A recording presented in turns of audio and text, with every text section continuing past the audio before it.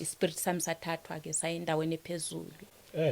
So siyadlula ke kwelokuqala izulu uyangibonisa ukuthi hayi lana yikho kwelokuqala izulu saya kwelesithathu izulu. Masifika ke lapho kulele lesithathu izulu yikho la afike wangibonisa khona ukuthi hayi that is the throne of God.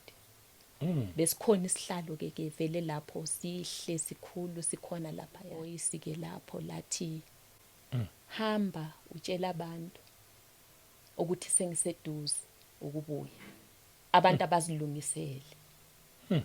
Sengiye futhi lo mntana sazi bathe mabadlala baya bamfaka uzifakile ufakiwe bamfaka ibeans ubhontshisi phakathi kwendlebe. Hawu. Umntwana ukhala ngendlebe into le yangena impela yaza sithela yangena yasithela nje yanyamalala. Greetings. Do you want to become an epoxy expert where you know everything about epoxy, how to apply epoxy on the floor, or you want to style the floor at your home? Everything that you want concerning epoxy, just feel free to contact Mr. Epoxy, because in Mr. Epoxy we do training and we do sell the material. Our training is 3,850. It takes 2 days, theory and practical, and upon completion you get your certificate where you can apply everywhere you want. And we also have a stucco paint. Stucco paint is the epoxy that we apply on the wall. So even that one, we do have training. So for training is 1,500. It only takes 1 day. It is also a theory and practical. And even on that one, you also get the certificate. So, and everything that you want, whether you want material, you want training, or you want us to come and style your floor and do your floor, all kind of design, feel free to contact us on Mr. Epoxy. Our numbers are written here on the screen.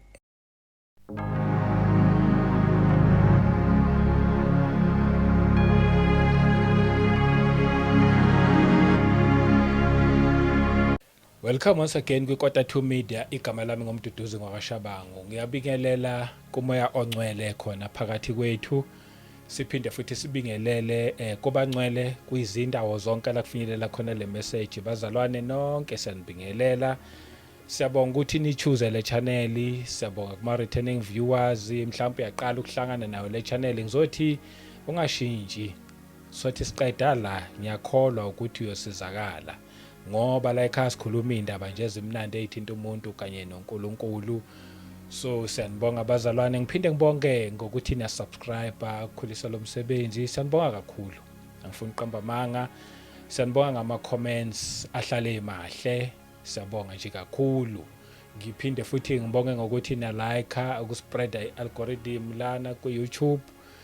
Ngiphinde futhi ngibonge kuma channel members, siyanibonga ngesupport eniyenzayo. Inkulu kakhulu. Singeke sibonge thina siyiKota 2 Media ngokwanele, kodwa inkulu ngendlela esimangaliso. Ubaba wethu ezulwini ngelinye lamalanga uyonibonga futhi nobona ukuthi hawu kanti sasizanga thina sasithi senza nje into encane. Bakhona ke nabanye abanokuqhamuka emaceleni nje benikela abazalwane. Siyanibonga nonke. Inkosi nje inigcine niyazazi. Futhi okungijabulisayo nikho baningi, very few. Niyazazi nami sengize ngiyazi nje amagama athile. So inkosi inigcine nje inibusise kakhulu. Today angikho ngedwa, once again sinomzalwane ukhona phakathi kwethu, uMrs Rejoice Ncube. Wayekhona na last time. Wafika waletha ubufakazi baba ubuhle kakhulu. Bazomkhumbula abaningi. Ubuyeleke futhi ke ngoba asiqedanga lapha ya, siyaqhubeka la esasicede sigcine khona. Buhle lobufakazi lizozwa nini. Ake sikwamkele, siyabonga isikhathi sakho nokufika kwiKota 2 Media. Amen. Yebo. Ngibingelele kubhuti uShabangu. ubaba uShabangu. Amen. Ngiphinde ngibingelele abalaleli nababukele emakhaya. Yebo. Ngithi ngiyanibingelela nonke ngegama leNkosi yethu uJesu Kristu. Igama elihle, igama Yebo. eliphezulu kwamagama onke. Yes. Ngithi ngiyanibingelela ngalo othi lifike emuntwini yebo lishiya lidala umehluko. Amen. yebo alifiki lingenzi Alifiki imehluko lingenza umehluko. Akukhonakala ukuthi lifike lingawenza umehluko. labizwa nje khonto eyenzakalayo Amen. igama elithi Jesu Igama elithi Jesu. siyabonga Singalo futhi namhlanje oh yes igama lika Jesu. siyabonga Amen. wabingelela kamnandi Amen. siyabonga aya ngibuza imibuzo eminingi today Amen. ngakubuza last but la ngingazwanga kahle khona kwela ngizobuza khona Amen. sayithola itestimony ukuthi wena ubani well soqhubeka lapho ngokholwa ubongcwele mina nje nangokuhlela kwakho Amen. nginikeza kwena manje Amen. ukuthi nje take over Amen. yebo masigcina lastinyana sengathi ngigcine kuma visions ukuthi uNkulunkulu ngikhule engumntwana bekabonakala kanjani. yebo Waze wangilahlekela waphinde futhi ngabuye ngabambana naye ngam-invite ngisho ukuthi ngisebenze kanzima kanjani ukuze ngibuyisane naye. So ngathi sigcine kuma visions like imbono izinto ebengizibona konke bekusenzeka nje yebo empilweni like ukuthi ngikhule kanjani. yebo Kodwa ikhona enye i-vision in fact ngathi liphupho okay engiye ngaba nalo engikhohle ukulikhuluma ngesikhathi lesiya oh ngoba ngithi angeke uze kubuye konke nje Yes. ngesikhathi esisodwa. kuba khona lokho kusalayo Kuba khona lokho kusalayo kodwa I think ukuthi kubaluleke kakhulu ukuthi ngikudlulise nakho ngoba kubalulekile. I think it was 2023. all right It was 2023. I had a dream ngaba nephupho. Ephusheni lelo ngaphupha sengathi bengilele ke ngizibona ukuthi ngilele la endlini kodwa kwafika umuntu ivoice le yafika ivoice le ngivama ukuyisho ukuthi yiyo evama ukuthi ingithathe kodwa umuntu wakhona ngiyabe ngingamboni angithathe ke angibonise lokho angibonisa khona siye la funa siye khona so uyafika futhi lo muntu yes uthi asihambe. okay So hayi ke ngiyazibona ukuthi hayi ngiyasuka siyaphakama siye endaweni ephezulu. Sengiyawushiya futhi umzimba wami ngaleso sikhathi kodwa I believe ukuthi bengafanga because most of people besho ukuthi hayi ngishiya umzimba yasho ukuthi hayi bese ngihambile kodwa hayi mina ngiyasho ukuthi hayi bengafanga because I was feeling ukuthi ikhona nje into eyenzakalayo kodwa angifanga khona. oh yes Yeah, ispirit sami sathathwa ke saya endaweni ephezulu. eh So siyadlula ke kwelokuqala izulu uyangibonisa ukuthi hayi lana yikho kwelokuqala izulu. okay Yeah, sabona ke lokho esakubonayo kwelokuqala izulu nje. okay sitshele nje konke nje uvele nje in details konke In details konke. singakujabulela yebo Sabona nje ke lokho esakubonayo nje ukuthi kwelokuqala nje izulu ukuthi hayi siyabona nje ukuthi hayi ngamafu kwelokuqala izulu nje the way esibheka ngakhona nje ukuthi hayi lapha mawubheka nje uyabona ukuthi kusemafini amafu ke nanka nje hayi akukho nje okuthile ngakubonayo ke mangibonisa ukuthi kwelokuqala izulu saya kwelesibili izulu kwelesibili izulu ikho la ngifike khona hayi izinto ebezilapha yana ke hayi ke khona kuyaxokozela. Kuyaxokozela because ngize ngaya ngakhonjwa ngathi lidemon. yes Basho yile livimbi imithandazo yabantu.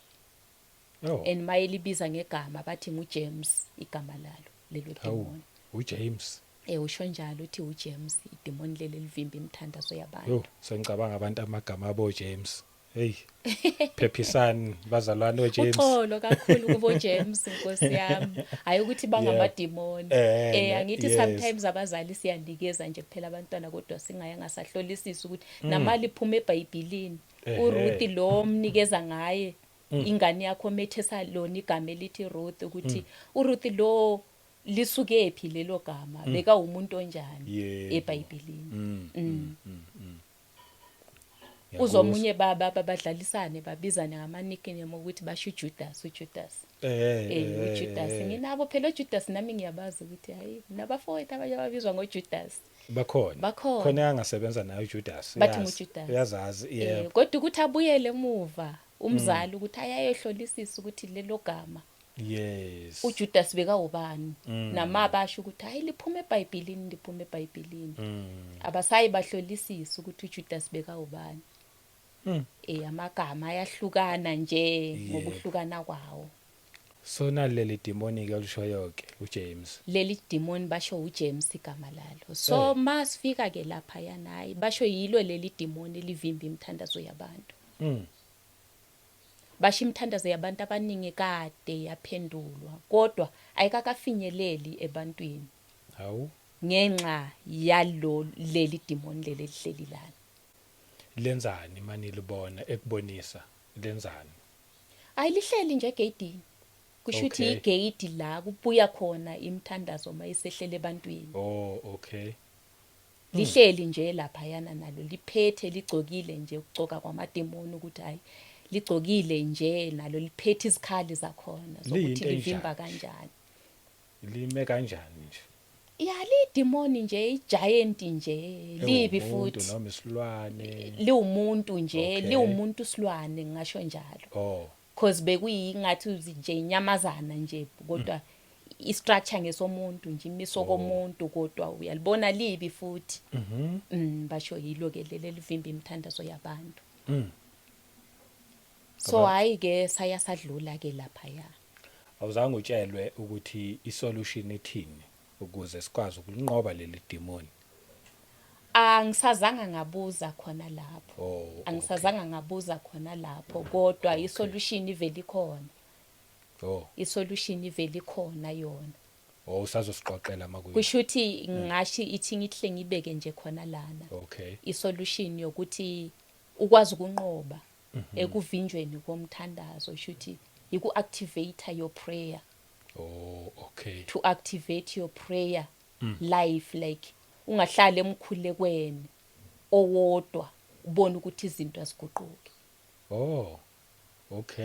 kumele kube nendlela o-activate ngawo iguqula ngawo umkhuleko wakho ungahlali emkhulekweni owodwa kodwa ubone ukuthi izinto aziguquki uhlale njalo uyacela wena sengathi uNkulunkulu umuntu onganazi indlebe kanti uNkulunkulu ukuzwe the day one uthandaza ucela lokho okucelayo wakuzwa wakurelease futhi ukuthi nanku mntanami kuye khona kuye bese uyavimba loya so sekudinga wena ukuthi ukhuphula kanjani okhuphuka kanjani ungenelela kanjani emkhulekweni asithi ke nje mhlambe sengilonge nje mina ngicelile kodwa impendulo angiyitholi ngilonge mendaweni eyodwa mawuthi ngiactivate kanjani for someone ongazi nje I can say is to go deeper in prayer I can say is to go deeper in prayer mangabe bewucela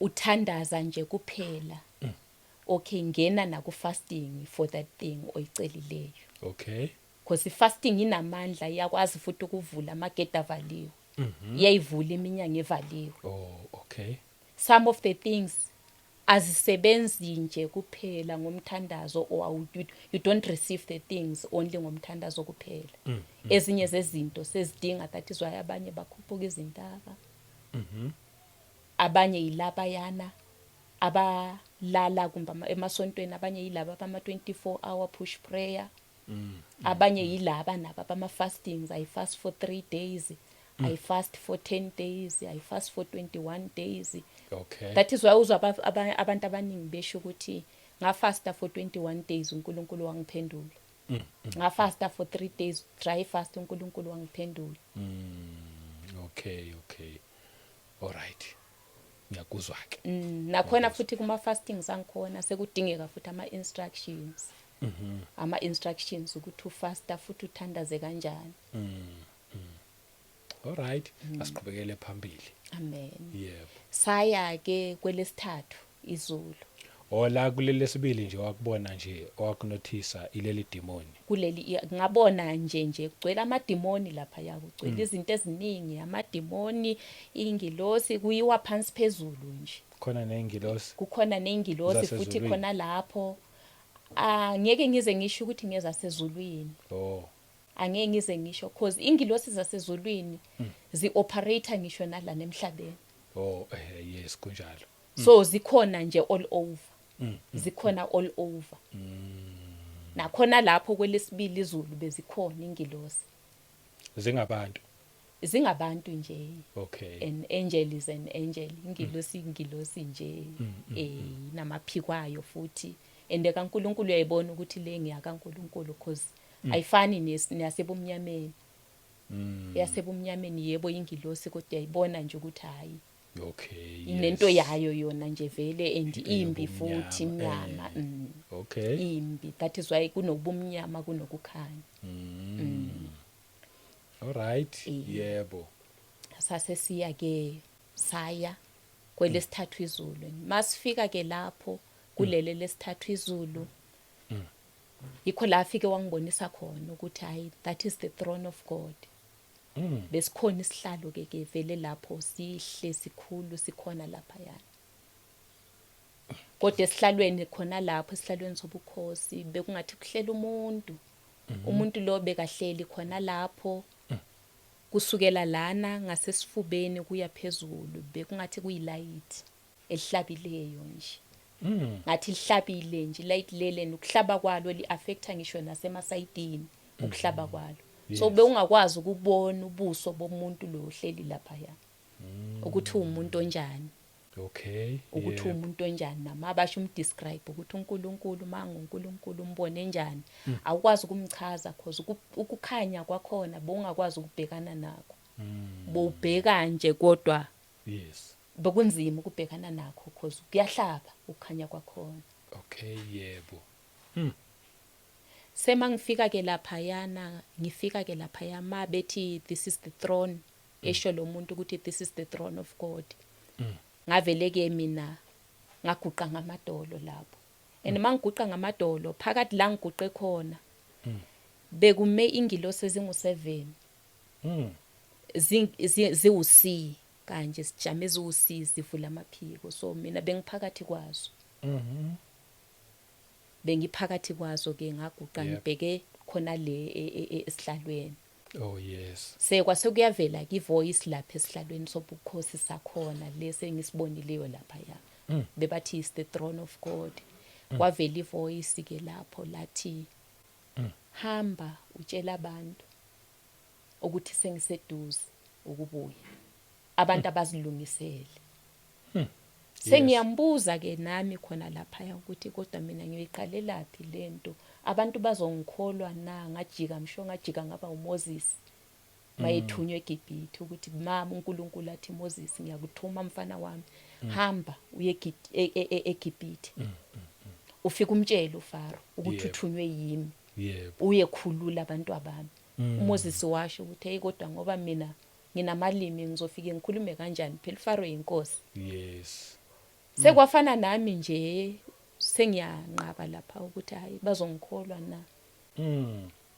yebo sengathi ngiyasho nje ukuthi kodwa uNkulunkulu uyangibona na ukuthi bazoyikholwa na lento engibatshela yona kumba bazokuyikholwa ngoba I don't think ukuthi bazoyikholwa iphuma kimi ingaphumi kulabo abanye abaphezulu phela ngisimfundisi angisilutho ke mina bazoyikholwa na yes uNkulunkulu wathi ngisho njalo ngithi hamba ubatshele bakholiwe abakholwanga kodwa kusalayo wena ukhulumile lento engikuthume yona oh amen ngiyakuzwa so mangiceda ke ngavele ngawa ke ngobuso khona lapho semangiwa ngobuso khona lapho cause bekakhuluma nangendaba ye-rapture ukuthi i-rapture iseduze kakhulu iseduze masinyane nje ngizoza ngilanda ibandla lami wayikhuluma naleyo alright and it was 2023 khona lapho ekhuluma ngendaba ye-rapture kodwa akazange angitshela ukuthi uza nini or Yebo. kanjani ungitshele ngokuthi useduze kakhulu because into futhi enye engayi-understandayo nengayibonayo isikhathi sasezulwini the way esikhamba ngakhona or sengingasho ukuthi ngithi amalanga asezulwini namalanga asemhlabeni thina la emhlabeni sesingabona ngathi hayi kudonsa isikhathi eside kakhulu kanti le kusesekuseni akukabi nje ngisho nasemini ukuthi sesingathi maybe in those 40 days uMoses ekuwilderness bekukhawuntwa as 40 years ezulwini bekungakapheli ngisho nelanga or ikota nje yelanga or kungakabi ngisho nasemini so makasho ukuthi ngiyeza masinyane thina lana emhlabeni sesingabona sengathi hayi makuthiwa 2037 or 2047 sibona ngathi hayi kusesekude kakhulu thina siya relax kanti ke ngale babala isikhathi esincane kakhulu esiseleyo ucwayiza kweso nje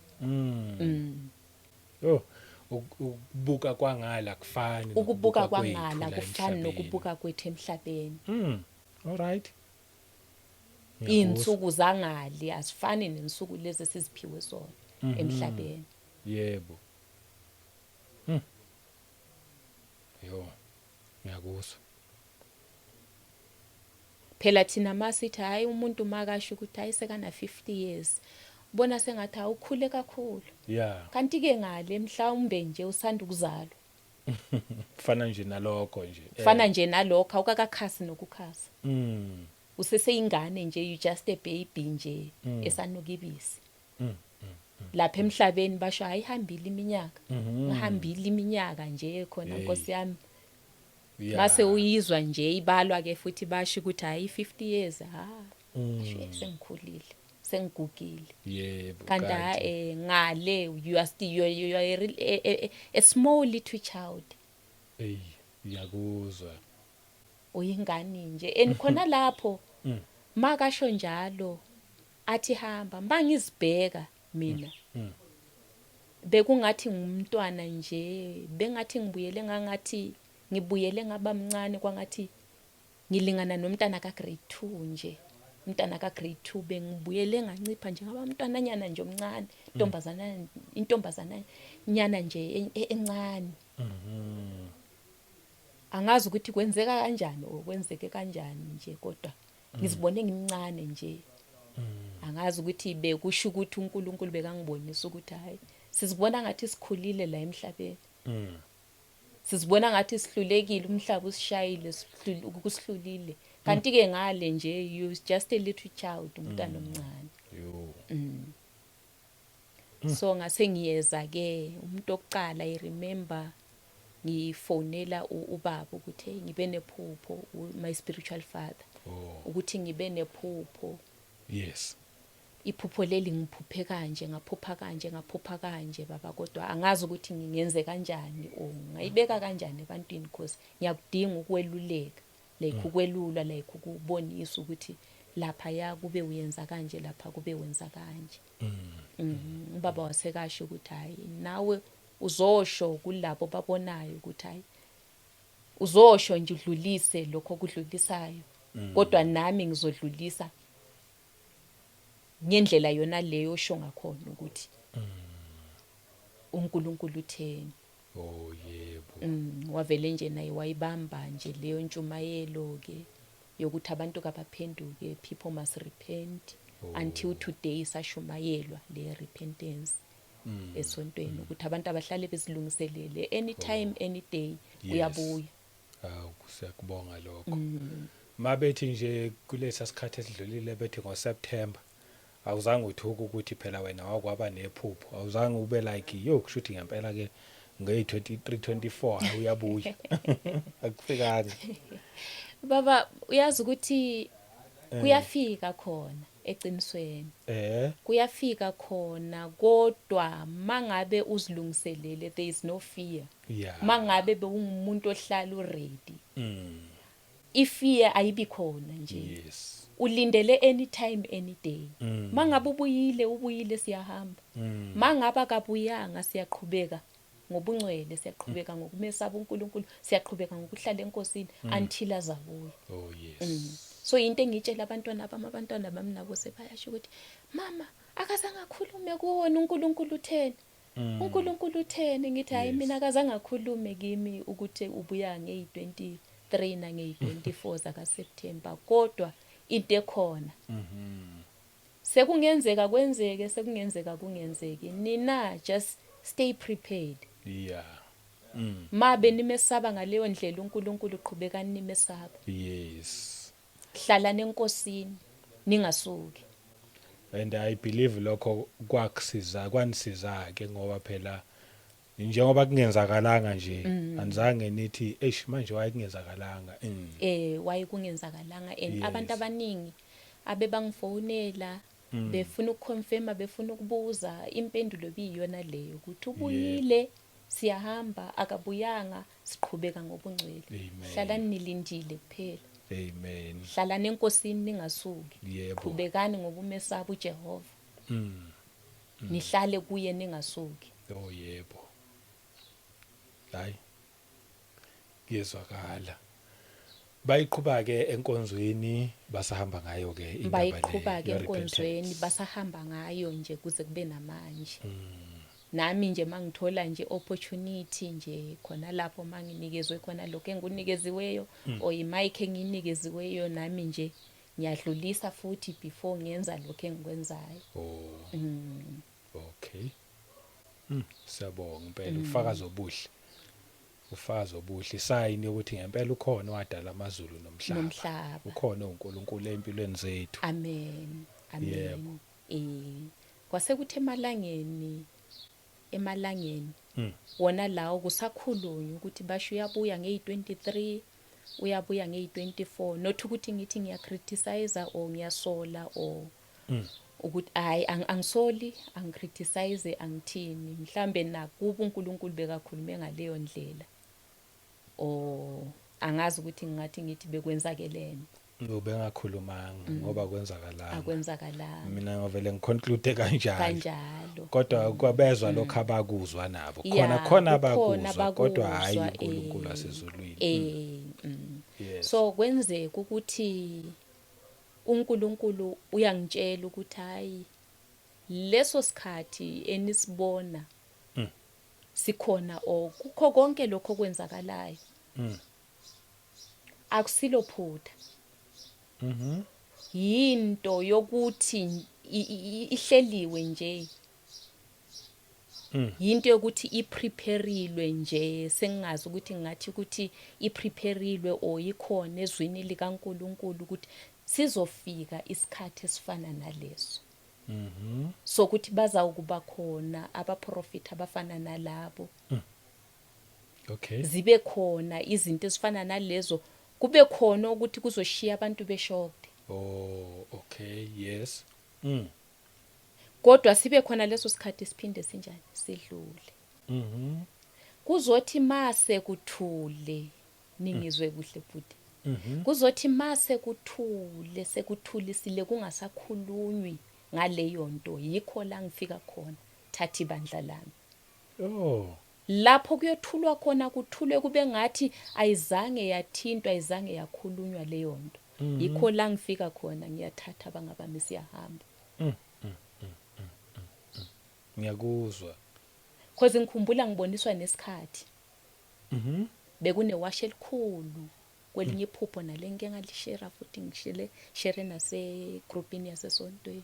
Nke ngashare khona lapho ukuthi into engiyibonileyo lapho nangesikhathi ukuthi isikhathi bese ku5 to 12 ukuthi uye kungashaya u12 o'clock. Bisho ukuthi ishayile. So isikhathi bese bekungasi 5 to 12 bese kuyi a minute to 12. So iwash lakho na belihamba ligijima. Ligijima mase lifanele ukuthi liye ukuthi 12 o'clock. Yikho kuphaphama kwami ngase ngiyaphaphama. Oh. Kodwa isikhathi sakhona sikhamba sigijima kanje sengathi bengikhombisa abantu, ngibonisa abantu ukuthi hey bekanini isikhathi. Yebo. Time is up, isikhathi sesiyashaya. Yes. and bekuthusa cause ngiye ngaboniswa futhi nakhona lapho nabasebandleni bakhona abangaphakathi kwendlu kaNkuluNkulu Yes. ongathi abasemabandleni ngaphakathi kwendlu kaNkuluNkulu Yeah. ngalesi sikhathi esiphila kuso uNkulunkulu wangibonisa ubumnyama phakathi kwebandla nokuguquka kwabantwana bakhe ukuthi kulabo abasabambelele kuNkulunkulu ababambelele ngamandla kodwa uSathane umile ngamandla amakhulu futhi ukuthi nalabo kade ubathembile ukuthi ngabantwana bakaNkulunkulu bazoya baguquke ngisho nasendlini kaNkulunkulu and wazowasho ukuthi abaningi inhliziyo zabo ziza kuba lukhuni Yebo. uSathane uzokwenza inhliziyo zabo zibe lukhuni you harden their hearts zibe lukhuni ukuthi akulanto ezoshumayelwa kumbe abasazoyitshelwa bayizwe omunye nomunye uzokwenza kufunayo Yeah. omunye uzolalela lokho a decide ukukulalela Oh. Yebo. Yakuzwa. andikho la uSathane azonqoba khona abantu abaningi abantu bazawufika isikhathi sokuthi nokulalela kuzoba nzima ukuthi bakwazi ukulalela nje ngisho ama-sons nama-daughters ebandla ukulalela nje ukuthi hayi inceku lethunywe nguNkulunkulu ithini bathi ibandla licala ngo-9 wena ufika ngo-11 Ish.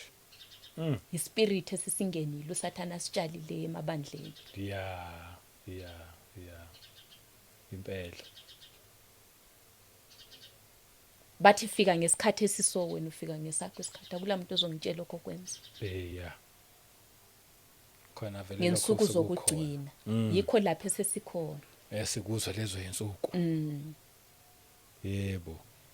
so hayi kwenzeka ke kanjalo hayi ke kwazothi ke 2022 yeah usengishuthi sengena ke kuleyo kugula komyeni wami Oh, yebo.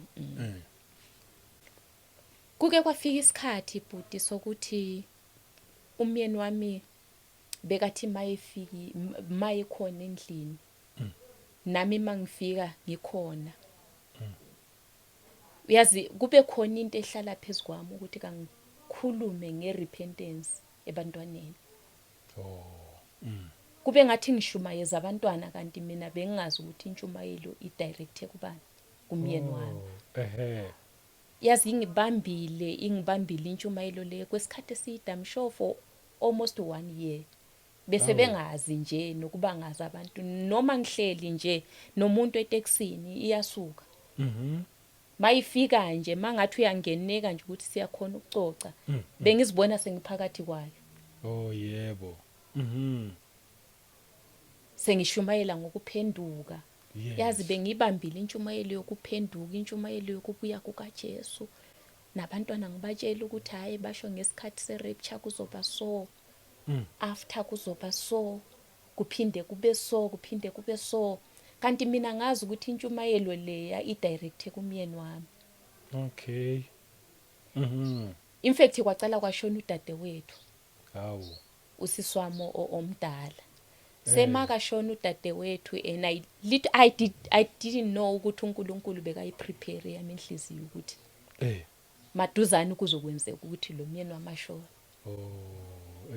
shithi wayiprepare ngodadewethu ngaya ngaqina ke lapho ngaba strong ngudadewethu ukuthi okay phela bekucala ukushona ekhaya like ebantwaneni bakamama nobaba oh yebo so bengingayazi into efana naleya nepain engihlangabezane nayo kodwa uNkulunkulu waya lokho soluyahila inhliziyo uyahila inhliziyo yebo sekwaya kwabuya ke leyo yentshumayelo leyo eyokuphenduka eyokurepenta shumayela ngokubuya kaJesu naye bese kangazi endlini nje bese kahlala complain waze watshela umntana sekhaya kithi ukuthi hey mina ngisazi sengathi umuntu la uyoceda indlu leya ukuyakha sekasela yi-1.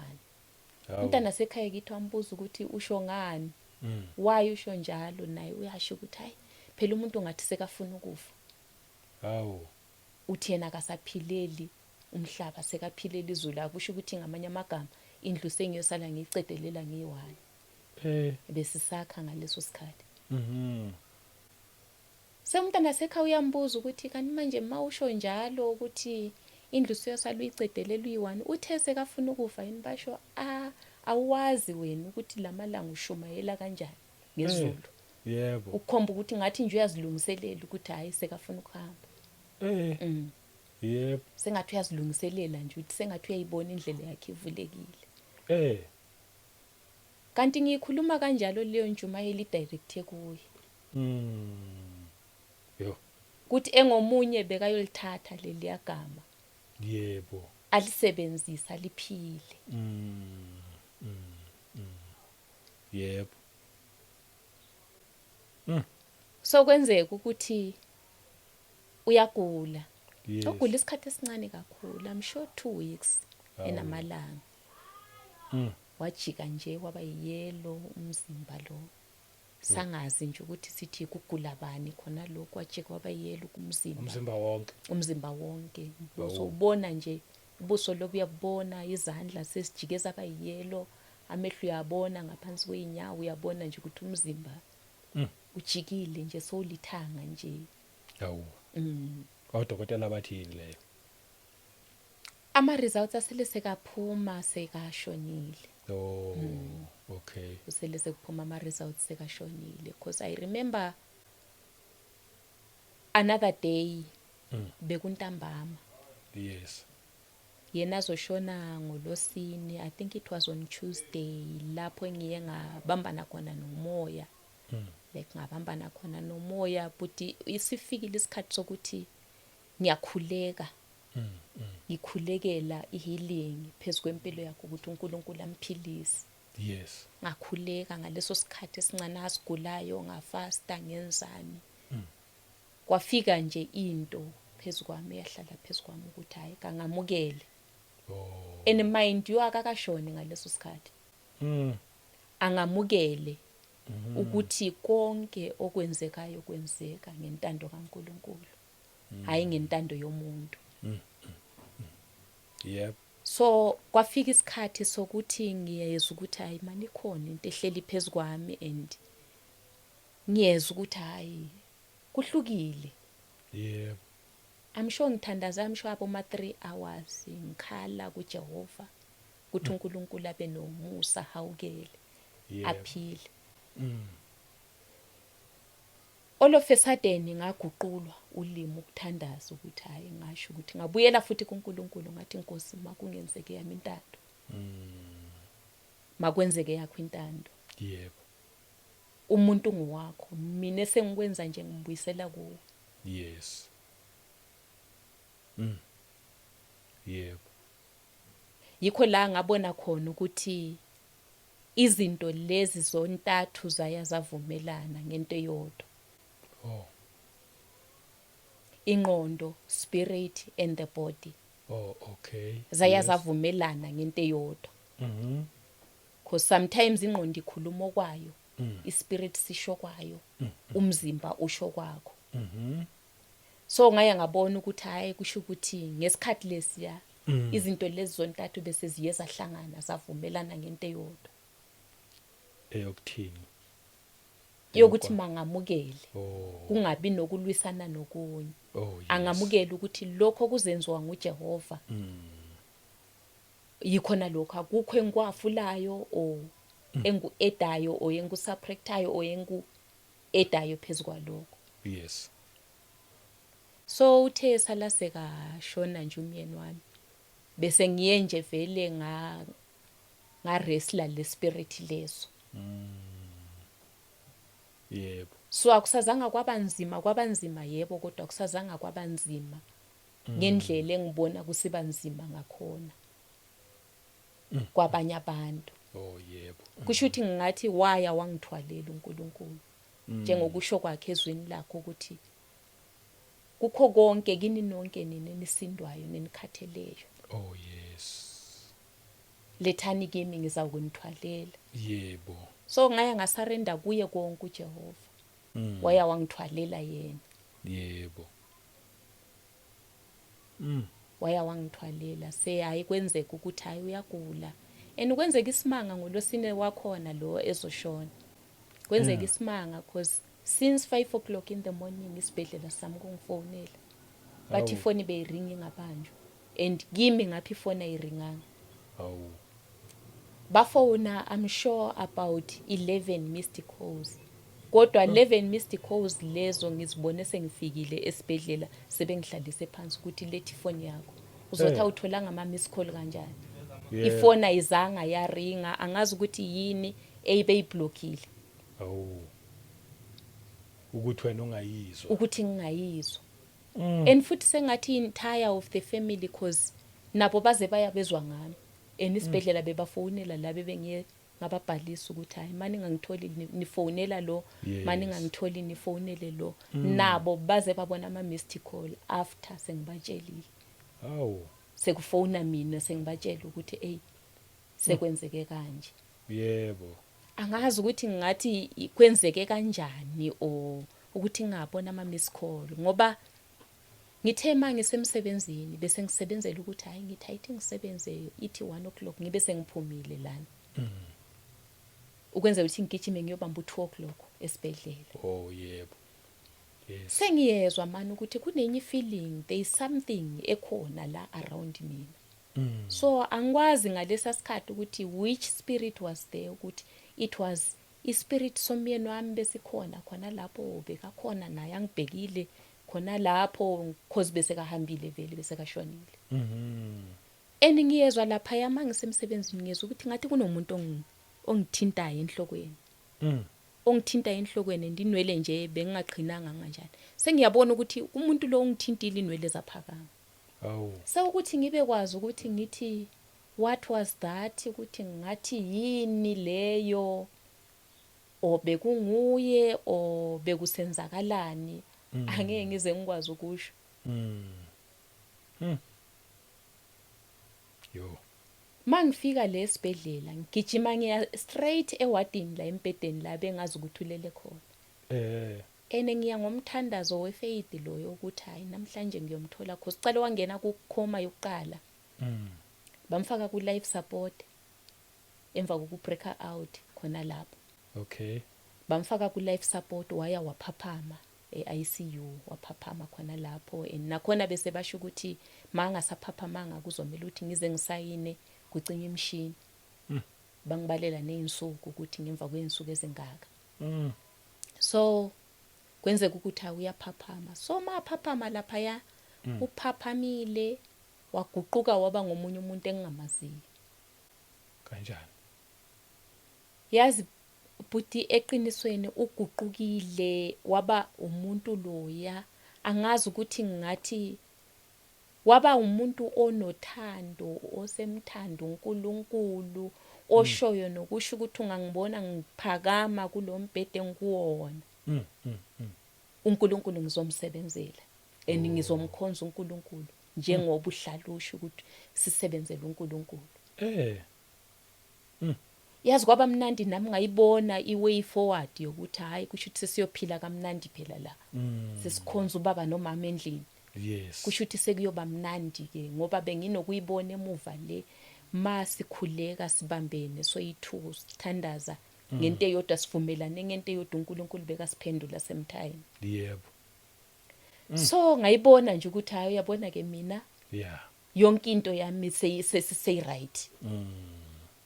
Yazi ngajabula kanti isikhathi sona lesiya that moment the way bekangitshela ukuthi ungithanda ngakhona the way athanda ngakhona abantwana kanti bese kuyikuvalelisa. That is why sisho but ukuthi we have to appreciate ama chances eswanikezwa uNkulunkulu. Hey ngiyakuzwa. Nami nginje nginama chances ngiyazi ukuthi lapha ya ngiye ngehlelwa into so ngiyazi kahle vele ngiyazi kahle ukuthi lapha ya bekufanele ngishone. Yeah. Kodwa ngishonanga wanginikeza another chance. nalapha ya kuye kwenzeka 1 2 3 Yes. angizange ngashona and bekufanele ngiye ethuneni wanginikeza another chance. We have to appreciate those Yes. chances and singadlali after ama chances lawo. Yebo. Ngiyakuzwa impela. So kwenzeka ukuthi asho kanjalo kwenzeka ukuthi all of a sudden nanko uyabuyela futhi Back to. uyahlangahlangana futhi Eish. esikhathi esincane after amalanga nje I think after abo 4 days khona lapho uyahlangahlangana ke futhi hayi kwavele kwaba worse ke because i-temperature bese ishaya kubo 69 khona lapho sebamfakela nama ice ukuthi iyehle. The following day kungolosithathu, I think it was on Wednesday, yikho lana ngithole khona sebemfakela amabhodlela amanzi abilayo amanzi ashisayo yonke into seyidrophe down basho sewuyabanda ngathi usefrijini. Kwenzeke kanjalo. Hawu. The following day ngolosine lwakhona yikho la ngamtholanga khona. Eish. And ngibuya ngi-excited ukuthi hayi namhlanje umthandazo engiwenzileyo ne-feeling le engiyibonileyo ngisemsebenzini ukuthi kunento efike yangishaya, I'm sure it was the angel. Ngokucabanga kwami mina. Yes. Sengiyasho ngithi I'm sure bekuyingilosi uNkulunkulu bekanami mangithandaza cause bese ngihlala emkhulekweni. Bese ngihlala emkhulekweni nje mangikhuleka. Kanti ke mhlawumbe nje uye bekamile nje khona lapho asho ukuthi hayi sengihambile. Sekalindele nje kuphela ukuthi bamvulele nje kuphela. Ukukhanya kuze kumthatha ahambe. Yebo. So mabangitshela lapha abodokotela ukuthi ushone kuseni kudala simdinga simthole. Ningidinge kuphi nje cause angiboni nje nalani ngidinge khona bathi iphi phone yakho. Mina ifone ayizange ringe cause udoctor lo phone ngabo 4 ekseni ucelile athi ucela ngihlale nefone eduze. Yeah. Ngahlala nefone vele eduze. Kodwa kuna miss call engitholile ngathola 11 missed calls. Ene ngasho ukuthi amshongo uNkulunkulu oyenze kwabanjalo cause maybe along the way ngiyakhona mhlobo ngicabanga ukuthi ngangizohlangana cause ngisendaweni edrobheni nje mhlambe ngangiyoshayiswa na imoto nje. Yebo. Cause ingqondo isuke ibingasasebenzi ngaleso sikhathi. Ya kakhulu. Cause bathi bangitshela khona lapho ukuthi ushonile ngabona sengathi ceiling le eyalapha eofficeini le bengihleli kulo. Mangithi ngiyabheka ngabona ngathi lana enhlokweni kimi. Ngabona ngathi lana nje uyazi ubona sengathi namafu mawuhamba nje isibhakabhaka lesibone sengathi nje sehlisiwe siphezulu kwenhloko yakho. Eish. Yebo. Ngangakholwa ngathi hayi mhlambe ngilele ngiyaphupha ngisazophaphama. Yes. Kanti into nje beyiveli khona.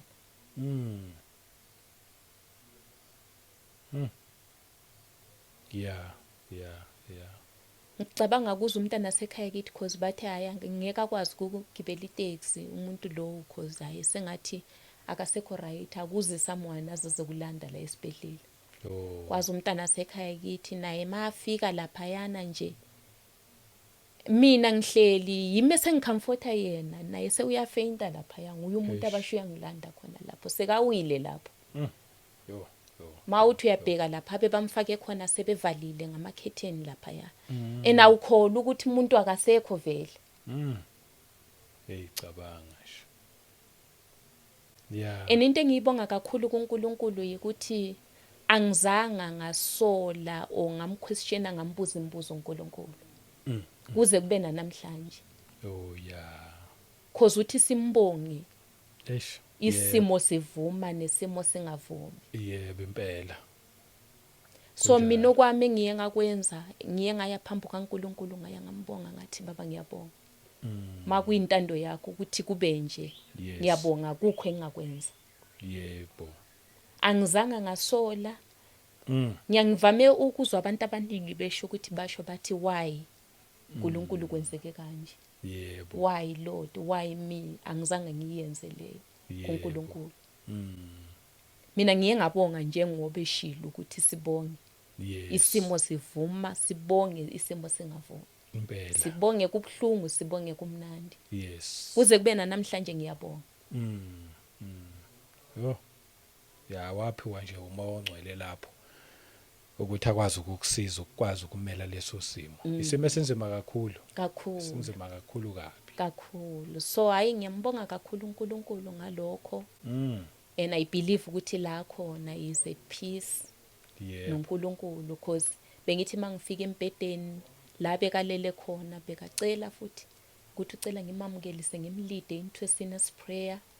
Ngizomleada ke ukuthi isho kanje Nkosi uJesu alandele ngemva kwami. yes Bhala igama lami encwadini yokuphila licime encwadini yobumnyama, thethelela izono zami, bize ngumntanakho. Konke nje ngimlidela kuNkulunkulu. oh yebo So ngaya ngakholwa ukuthi hayi kusho ukuthi la khona nje manje uNkulunkulu yebo useparadise la ukuthi asiyolinda sikhona, yes ukuthi abafayo befele enkosini kunendawo ebizwa ngeparadise la abalinda bekhona. yebo Laba bafele ebumnyameni ke nabasazi ukuthi basha bahlaba yiphi imkhosi khona ngalesihogweni. yebo So hayi ke ngabonga ke kunjalo. Kuthema kunjalo buti isimo kwaba mnandi nje, like kwaba right nje kweinsuku zona lezo ke kusesenemadlana yona le beyisele ebeyishayiwe khona lapho like ukukhalisa. oh Because abantu baye banikela nje vele kakhulu. oh So nje kwenzeka ukuthi kuyahanjwa kuyiwa ekhaya, uyabekwa khona simbeke ekhaya. okay Simbeke ekhaya. That is why ngisho ukuthi I really appreciate umfundisi wami noma umfundisi, because ubaba ushilo wathi akazi ukuhamba i1. Each and everything cabanga ukuthi distance ingakanani ukusuka la uziye bamba iBulawayo. yo ibulawayo Kude kakhulu. Kodwa he took his car, wathatha imoto yakhe. Yonke into nje wayisevisa nje imoto yakhe, naye wangena emotweni yakhe wathi umntana makaka wazi ukuthi angeke azakwazi ukuhamba i1. yebo Wahamba wangibekela umyeni wami, sabiye sajika. yes Kuze kube namhlanje nje kukhona lokho okuncane ngikuthola khona esontweni okufana necharity, ukuthi abantu bekhiphile khona lapho igrocery nathi siyathola khona lapho, kodwa kusuka kuye futhi umama nobaba besho ukuthi akakwazi ukuthi angatholi lutho nabantwana, yo because besazi isimo ukuthi sinjani. hawu siyabonga makusesena abafundisi abanjalo hayi lisasekhona ithemba Amen. siyabonga impela Amen. Kuze kube nje namanje nje siyabambisana yebo nabantwana esikolweni, bayathenga ama uniform, umama umfundisi bayathenga ama uniform, abantwana yes bayazama khona lokho abakuzamayo abakutholayo ukuthi hayi sizame sincedise lapha ya, because kubantwana bambona labo abawu4 udadewethu washona washiya umntanakhe naye wasala waba nomntwana. oh Numshiyele mina futhi na uthe makashona washo ukuthi umntwana ngimshiya kuwo, singazi naye ukuthi ukhuluma ngani. Wathi ubheka umntana nami ngimshiya kuwo. hawu Sengilwa naye ngixabana naye ukuthi ukhuluma kanjani wena usesibhedlela ugula. Akukhulunywa kanjalo, uthe uyofa ubani. Kanti uyazizwa naye vele ukuthi uyahamba. ish Ekuseni naye masithi siyafona ifoni yaringa ibanjwa, kanti umuntu uthule kudala. yo So kwase kuhlukana ke futhi lo mntana sekhaya kithi wahlukana nomyeni wakhe, naye unomntwana, naye wathi ngazi kudadewethu. So nje indlu igcwele nje si family nje enkulu kabi lapha endlini. oh okay Si family nje enkulu kabi nje, kuphela nje le ndaba zemisebenzi ezingavukiyo nje kuphela, imisebenzi nje ayivuki, kodwa I believe ukuthi uNkulunkulu uzolenza icebo ngesikhathi esifanele. yebo yebo impela la umsebenzi uzovuleka. Amen. Izovela yebo Kakhulu. Hayi kwaya kwenzeka ukuthi siyahlala lapha ya. yes Yonke into nje sahamba kahle. Kwacala ngalona obeka sekhaya, cause lo beka sekhaya i-second born yami. Ubaba kuthe maceda ukushona ukhazeni ka babakhe. Wasekathi hayi ithi ngithatheke lo nami ngizama ukuthi ngincedisane nawe ukuthi kungakusindi kakhulu, because beka se high school. Okay. wase uyamthatha ke khona lapha I think it was 2022 khona lapha emva kokushona kababakhe naye ke wenza ibhadi ke lokuthi esikolo bekuhlala isikhathi eside amanzi engekho so ukubuya kwamanzi kanti amapipe lawana rusile Oh, amapipe lawana amanzi kusho ukuthi amanzi akhona abuya sekangcolile and ukungcola kwamanzi lokho yabe kungathi kuyipoison because bekuthi makufika ngaphakathi hey. kuyalimaza vele bathi i-typhoid typhoid poison yakhona bayibiza kanjalo Yebo. because ngikhumbula yabulala abantwana abaningi kakhulu esikolo emizini khona lapho abantu abaningi bashona ngaleso sikhathi about 200 and something so waya naye wabhowa kusho ukuthi wakha amanzi waphuza maphuza amanzi lawana wacalwa ke isisu khona umntwana wakho umntana ni second born yami awu waya waphuza kamanzi lawana wagula umntwana wagula umntwana bamuyisa ekliniki kwangasizi bamuyisa kuma hospitals amakhulu kuma hospitals nakhona bafike babamba okurong basho yikho kumphethe bathi uphethwe ngama-acids kanti akusima acid bamnikeza i-treatment yama-acid kube nzima kakhulu ngaleso sikhathi anginamali yebo nemali engiyisebenzelayo ngiyithola incane kakhulu so bese umuntu ophilela ukuboleka ukuze ukwazi ukusave impilo yomntwana because bonke laba abanabantu abafileyo abashonileyo ngendaba yamanzi lawo babengabantu bokuthi I'm sure kuye kwabanzima naseyimalini that is why begcine nje abantu bagcina bashona because ngigcine sesimthatha sesimwisana kuma private doctors isikhathi befika bathola ukuthi ayisekadlekile ngaphakathi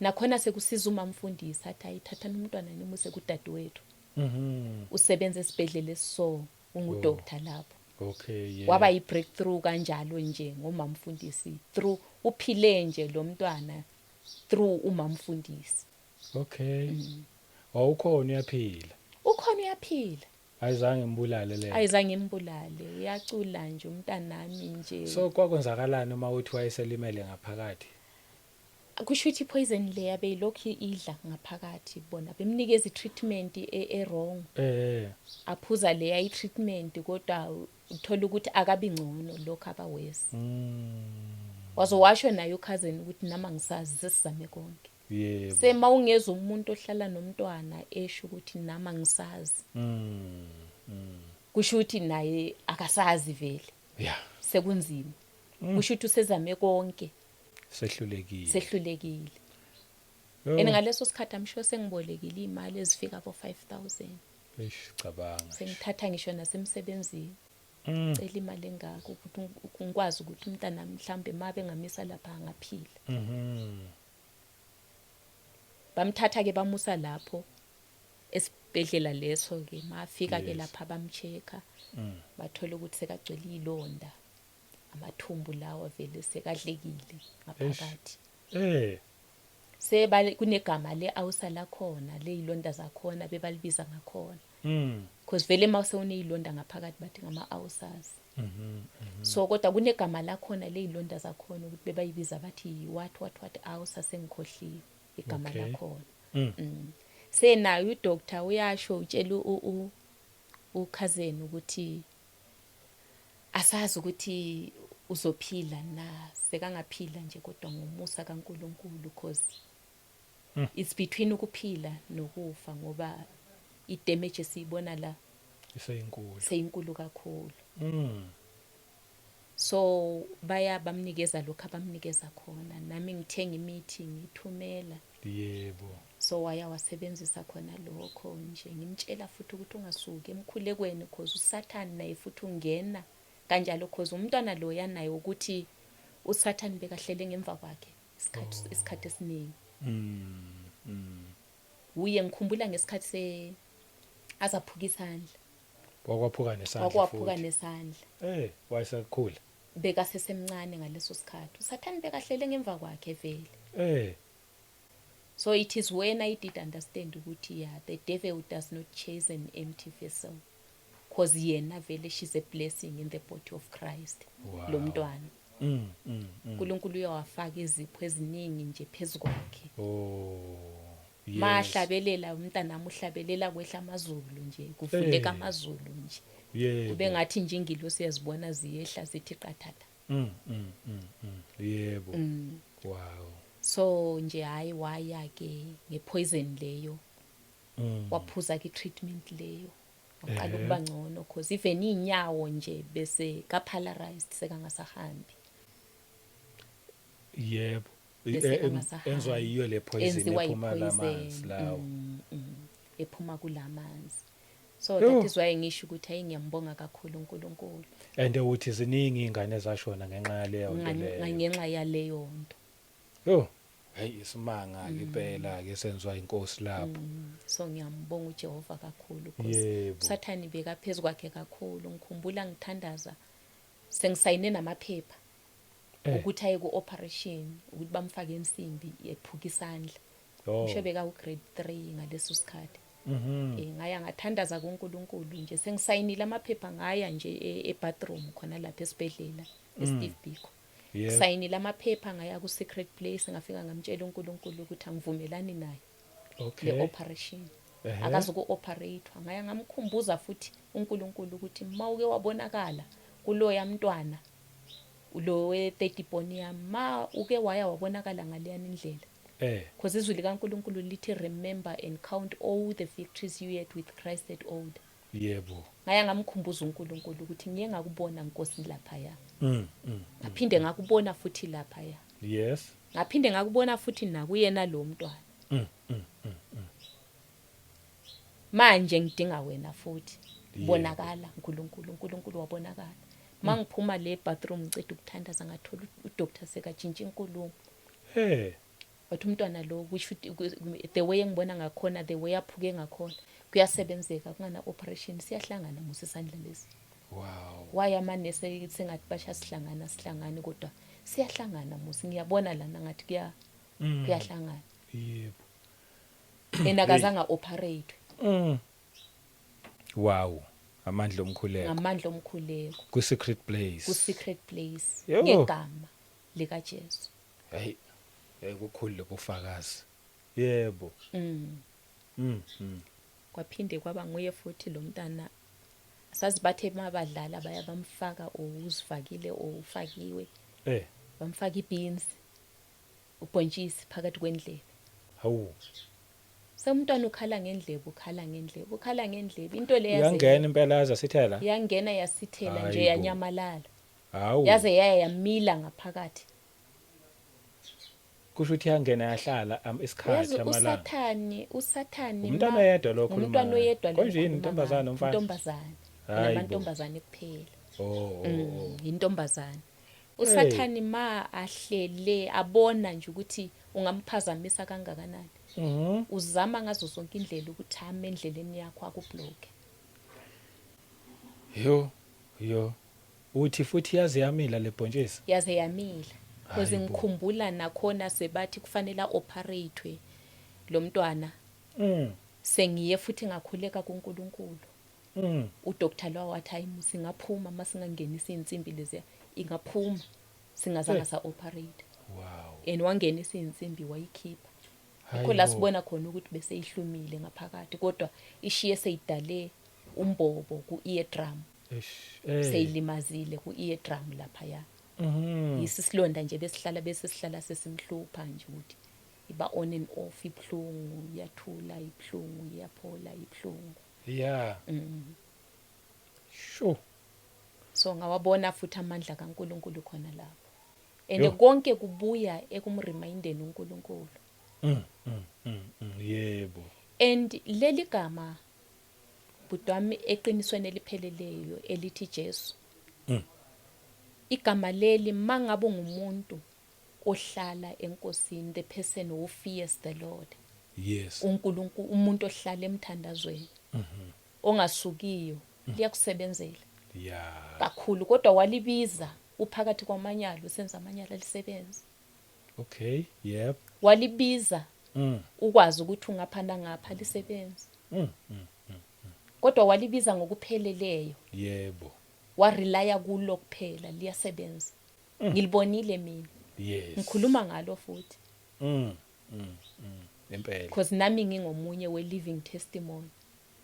yo, Mangisho ukuthi kukhona izindawo la bekufanele ngife khona, angizange ngafa ngayo uJehova yo, ngegama likaJesu. hey, namandla le ndaba kakhulu, sasiphoqa isikhathi nje kuphela. Amen. And nawe uthi kwawena you are a living testimony. Amen. Okusho ukuthi nawe kukhona okuthile osafuna ukuthi ukusihlebele khona. Kakhulu and kubo Kulungile. bonke futhi laba abanye abantwana. Enengikhuluma ngento ezinye zezinto lekho kunye kokugula ubaba bosekangasekho. Oh, Sengisele ngi1 as a single parent. yebo, Ungomunye nje utatazela nje ugijima ugcwala umhlaba wonke kodwa ngizange ngakwazi ukugcwala umhlaba. Into ebengiyenza nje bengiya ku secret place. yes, Ngiye ku altar lami engizakhele lona ukuthi mangayaguqa ku altar lami leliya yebo, yi secret place yami. oh, Imbize uyangizwa. hayi, bunamandla, sidinga enye party la, asiqedanga, Amen. sazoqhubeka. Amen. Asivalelana namhlanje. Yebo, ngomsa nje wenkosi izosisiza ukuthi sikwazi ukuthi siqhubekise phambili kube khona enye party futhi, part 3 kusho ukuthi. Ngathi nje mina bazalwane nizwile igama lika Jesu ukuthi linamandla kangakanani. Baqhamuka abazalwane ngokuhlukahlukana. And baletha futhi ama testimonies omunye nomunye nayizwa naleya namhlanje ukuthi ibe namandla kangakanani and iphakamisa uJesu Kristu. Ilento engiyithandayo nje ngalama testimonies wonke ukuthi aphakamisa uJesu Kristu ngoba vele la kwaKota 2 Media siphakamisa uJesu Kristu nje kuphela kukho kunye sikwaziyo thina. Uma ungakamamukeli uJesu abe inkosi nomsindisi nangalesikhathi ngizothi mina hey uyancengwa futhi awuncengwa yimi. Uncengwa uNkulunkulu ubaba wethu wasidala sonke. Uyena okuncengayo ngoba yena ngeke ezazokhuluma yena direct kodwa usebenzisa umuntu ukukhuluma nomuntu. Amen. Uyena okuncengayo, uyena ofuna ukuthi ubuyisana naye, uyena ofuna ukukubonisa loluthando lwakhe. Njengoba uzwa lama testimonies nje azokuqinisa nawe wena obukade usuthi ke mhlambe hey mina ngathi sengiyayeka indaba yokukholwa yikho, hayi lutho ikhona, asihlaleni. Ongakathatha uJesu athatha uJesu abe inkosi nomsindisi, akholwe ukuthi uNkulunkulu wamvusa kwabafileyo. Ngempela lenkosi ikhona iyaphila. Thina esesikholwa asisahlehla siye emuva. Omubu namanga ufuna sihlehle semumva, ufuna sigive up, ngeke sigive up. Amen. So bambelela nje kuze kube sekugcineni. Silo nje sithe uJesu Kristu inkosi. Ukuthi kwenzakalana kwenzakala ini so thi nje uJesu Kristu inkosi. Mhlawumbe namazwi akho nawo ukugcina for today. Amen. Yebo singavala ngawo. I believe abanye bangafisa nokukuthinta. Mhlawumbe nama contact yebo. Hayi amazwi ambogcina engawasho kule episode ngiyokuthi kuyahlalwa abazalwane. Yes. Kuyahlalwa no matter what namazi izizimo. Isimo asizokubulalela khona lapho. Amen. Kodwa uyadlula and I believe ukuthi indlela yonke eya eKenani ayikho indlela enganameva. Yes. Endleleni yonke eKenani. Yebo. Each and every road goes to Kenani inameva. Inobunzima bayo. Yebo. Inokuhlaba kwayo kuneyintaba kunani kodwa akusho ukuthi sowungaphelele endleleni. Yes. Usesekhona uNkulunkulu and impilo iyaqhubeka iyaphambili. Yebo. Kodwa engizokusho yikho lokho kokuthi kuyahlalwa and linamandla kakhulu. Yes. Igama elithi Jesu ngoba langisebenzela. And lisangisebenzela namanje. Yebo. And lisazongisebenzela. Amen. Ngoba konke ngikwenza konke nginqobe ngidlule kikho ngegama lika Jesu. Amen. So ngizosho kulo bhekane nesituation obhekane nesimo Yeah. kungabe kungaba nzima kangakanani. Yebo kungabe awushonelwanga kodwa sikhona isimo obhekane naso. Awuzukufela kuso. Yes. Biza igama kuphela lika Jesu. Yep. As I said ukuthi kuyahlalwa and ma umesaba liyakusebenzela, yebo, ma uhlala kuye liyakusebenzela. yebo, Yikho engizokusho ngelanga lanamhlanje yes, ukuthi liyasebenza igama lika Jesu.